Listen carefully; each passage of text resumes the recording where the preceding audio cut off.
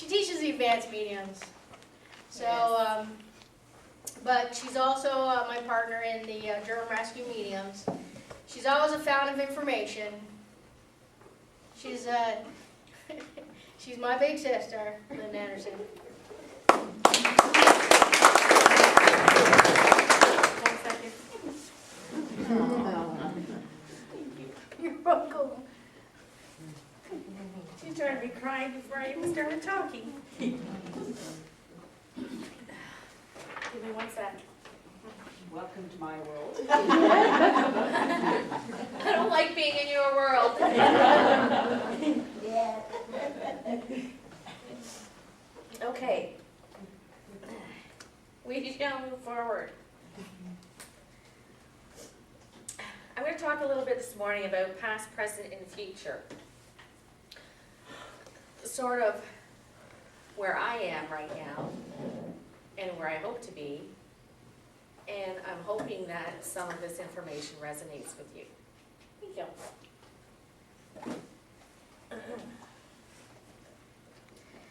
How many of you sitting here continue to be affected or impacted by your past? How many are stuck in the present? How many are fearful of the future? I will stand here and admit, sometimes, I am too. So the question is then, why? I can't answer this question for everyone, but I can certainly share my awareness and the learning of where I am today. So what is it about my past that I keep reflecting on? Well, there's a multitude of things, or a variety of things. Times, perhaps, when I've said something hurtful or cruel to someone. Times when I didn't stop. Sorry.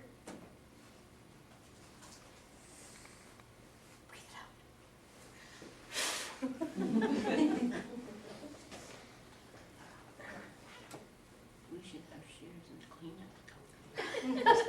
I heard that, Robin.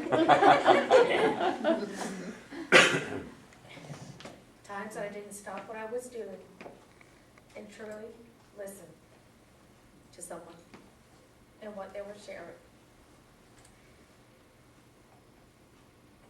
Times when I let myself down because I didn't stand up for myself.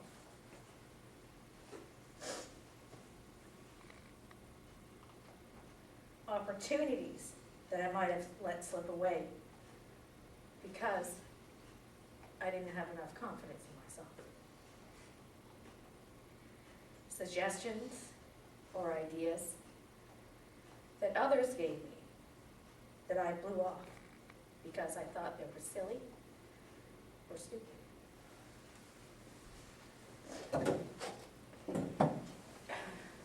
Pardon me for 1 second.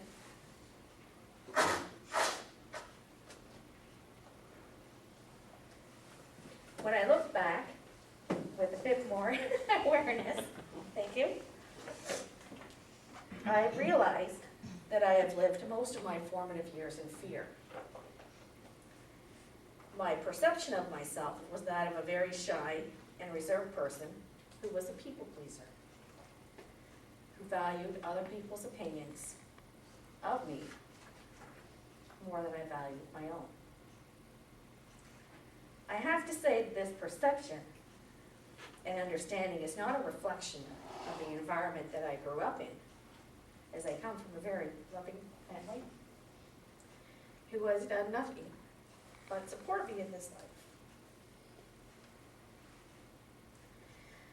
I have come to an awareness that these beliefs and patterns that I had in my formative years, I came into this world with. I've spent numerous past lives in similar situations where I was ostracized for who I was, for what I did, and for my beliefs.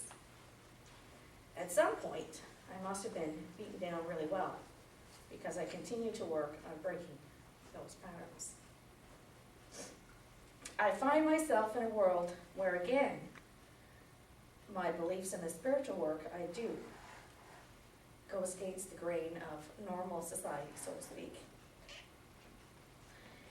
And I have to fight for every inch, not necessarily to do the actual work, but to speak my truth without the fear of someone else's prejudice or hurtful comments. So, how does the recognition of my past affect where I am in the present? The great goal is to release the fear. Speaking in public causes me anxiety because, why? I always cry. At least here anyway. But here I am. Talking about myself on a personal level causes me anxiety. But here I speak. Giving proof of survival causes me anxiety. But I will do it. Going to strangers' homes to clear them causes me anxiety. But I still go. Spirit needs me. So here's a question. If I were to get into your head right now and read your thoughts about me, I bet I would have a completely different perception of myself. Because you are far more generous with your love and energy than I perceive you to be. While we are not in a perfect society, I recognize and understand that those long ago developed patterns can be broken and will no longer be part of my present or my reality because I can change my belief system. I can change the mindset that I am being judged. I can say to myself, these people are proud of me. They know I have a lot to share and give, and they support me. So how many of you see yourself in me? How long are you going to deny yourselves your self-love and appreciation? Well, every day is a struggle. Having that awareness and understanding waving its flag reminds me to be kind to myself. If you can believe in yourself, anything is possible. Drown out the doubts and fears. Focus on your strengths and your abilities. Ask yourself the question, do I like me? Do I love me? If you answer yes, then how can others not? If you answer no, then you need to reflect on why and work on changing those patterns and beliefs. Okay, so I've spoken a bit about the past, reflected on where I am in the present. So what are my, I'm going to use the word fear because I can't think of another word that actually works well in this particular scenario. Okay, I'm not going to use the word fear. I'm going to say, what are my questions about the future? It has nothing to do with the earth patterns changing, the advent of 2012, the Mayan calendar, the fear of doom and gloom that the world is going to end. It has nothing to do with these negative thought patterns or beliefs. So here's my question about the future. What is my sole purpose in life? What happens if I don't understand it? Or even if I do, what if I don't achieve it? Have you ever asked yourself, what is the grander purpose of your being? If we are fortunate enough to have an awareness of how we can break down old belief systems and patterns about ourselves, and we get to stand solitary in our own light with the realization of who we are as spiritual beings, holding a tremendous amount of power and ability to create our lives in positive ways. Have you wondered what the next step is? Where can you go with your understanding? What are you supposed to do with it? For me, I have delved into spiritual books, taken classes, taught classes, but I asked myself the question, is it enough? Am I touching people on a spiritual level? Am I allowing my own spiritual self to grow in the work that I do? So what is it that keeps me going, pushing through all of my self-imposed obstacles and roadblocks and walls and all of those things that I create? It's the personal internal passion that I have for learning and understanding the spiritual work that forever pushes me forward, to know and understand who I truly am in a spiritual sense. It is that passion and the desire to know that is the constant that pushes all of us forward. It creates the curiosity, it creates the aha moments of personal discovery. The more we understand ourselves, our beliefs, our fears, our truths, the more layers we can peel away until nothing but the bright spark of our Creator exists. Can we achieve this in this lifetime? I think it's possible.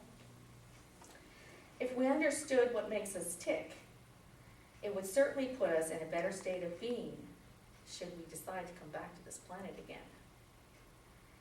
I would much prefer to do all of the hard work in the here and now, to elevate myself spiritually, to break the patterns, and to work on my soul's purpose to help people in this lifetime.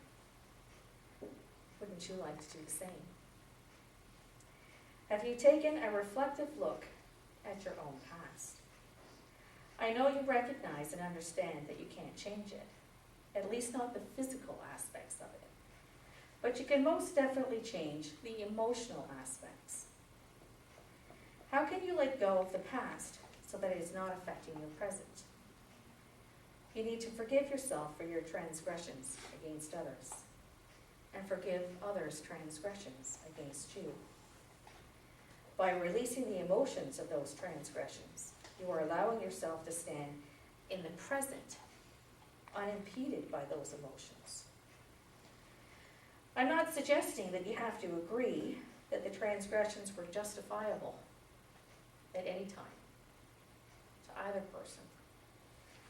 You are allowed to release the emotions tied to the act or whatever that transgression was. Negative past emotions cloud our judgment here in the present. They prevent us from seeing new opportunities for fear of repeating an experience from the past. If you were to view a past hurtful experience from a neutral perspective, ask yourself this question: what did I learn about myself from that experience? What did the other person learn? Did you grow from that experience, or did they? Whether victim or victimizer, lessons are taught and opportunities for awareness are given. As you take a look at your present, are you where you want to be spiritually? If you are, I offer you congratulations for all of your hard work and best wishes with your continued learning. If you are not, spend time to reflect on what it is about your life that doesn't sit well with you, and take action to change it. Move and release your fears to allow you to create what you desire in a more harmonious way. We all have to work to sustain ourselves. It's how we choose to perceive our daily lives that makes the difference. Don't be the creator of or buy into negativity in your life. It takes so much more energy to live in that kind of vibration. I'm not saying that it's easy to do, because I have to remind myself every day. But do your best to think positive thoughts, to think of positive outcomes. You're not an island. We never think of asking for help. And the universe is full of spirit wanting, aching to help us. As that saying goes, ask and you shall receive. But just remember that whatever it is that you're asking for, ask for a positive outcome. Not to remove something, but to bring something positive into your life. So, let the past stay in the past. Work on your present in a positive way. Don't worry so much about your future. We will all be successful on a spiritual level. And if you work on changing your old negative ways of thinking, you will also be successful on the physical level too. When we learn to accept and love ourselves, to have compassion for each other, to ask for help, to think positively, to let go of our fears, the ebb and flow of life changes from crashing waves to rippling waters. Know and understand that you created all. What kind of creator do you wish to be? Thank you for allowing